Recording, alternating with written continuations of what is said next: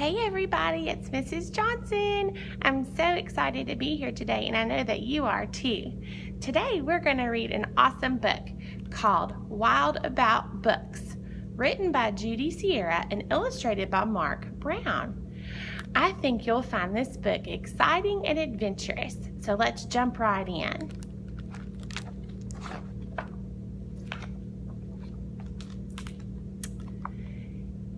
It started the summer of 2002 when the Springfield librarian Molly McGrew by mistake drove the bookmobile into the zoo. Molly opened the door and she let down the stair, turned on the computer, and sat in her chair. Did anybody go to the bookmobile this summer for Dr. Marzak? That's what a bookmobile is. It's a bus with books that drives around. At first, all the animals watched from a distance, but Molly could conquer the strongest resistance.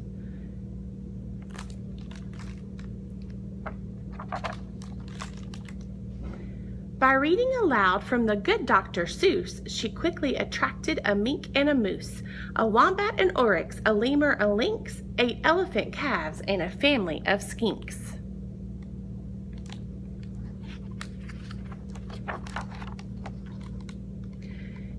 In a flash, every beast in the zoo was stampeding to learn all about this new something called reading.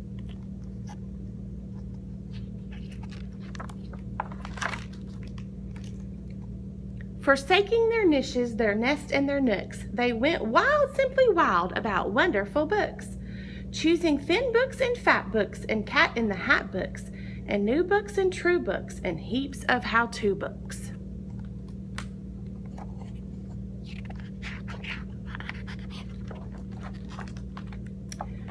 Giraffes wanted tall books and crickets craved small books, while geckos could only read stick-to-the-wall books.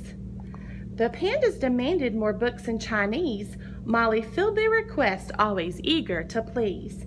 She even found waterproof books for the otter, who never went swimming without Harry Potter.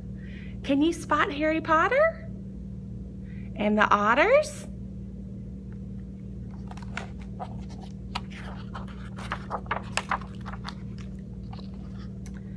Raccoons read alone and baboons read in bunches, and llamas read dramas while eating their lunches.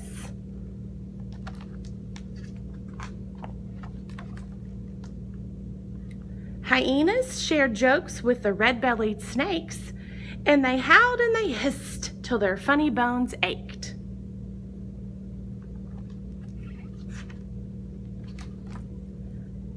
A tree kangaroo who adored Nancy Drew began solving mysteries right there at the zoo, such as, why were the bandicoots' books overdue?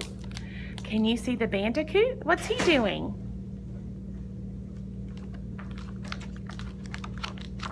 Gently, Molly taught lessons in treating books right, for the boa constrictor squeezed Crictor too tight.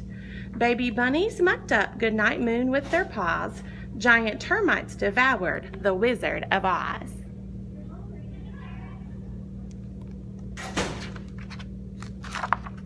And Bear's love of books was completely outrageous. They licked all the pictures right off of the pages.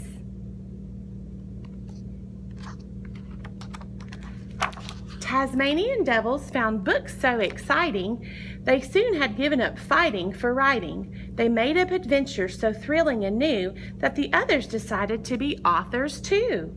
Pythons wrote with their tails, penguins wrote with their bills, and porcupines wrote with their very own quills.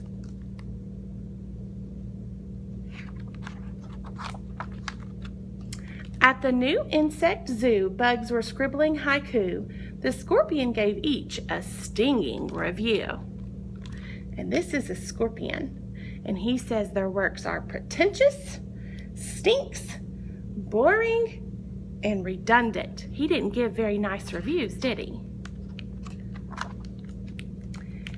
As the cheetah's new novel begins to take shape, he read chapters each night to the Barbary ape. And although the gazelle couldn't spell very well, like everyone else, she had stories to tell. Imagine the hippo's enormous surprise when her memoir was given the Zulitzer Prize.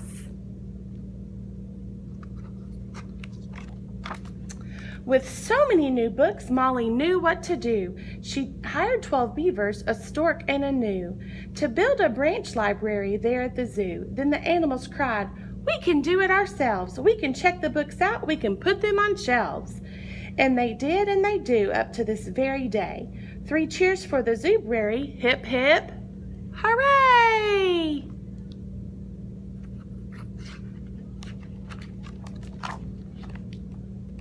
When you visit the zoo now, you surely won't mind if the animals seem just a bit hard to find. They are snug in their niches, their nest in their nooks, going wild, simply wild about wonderful books.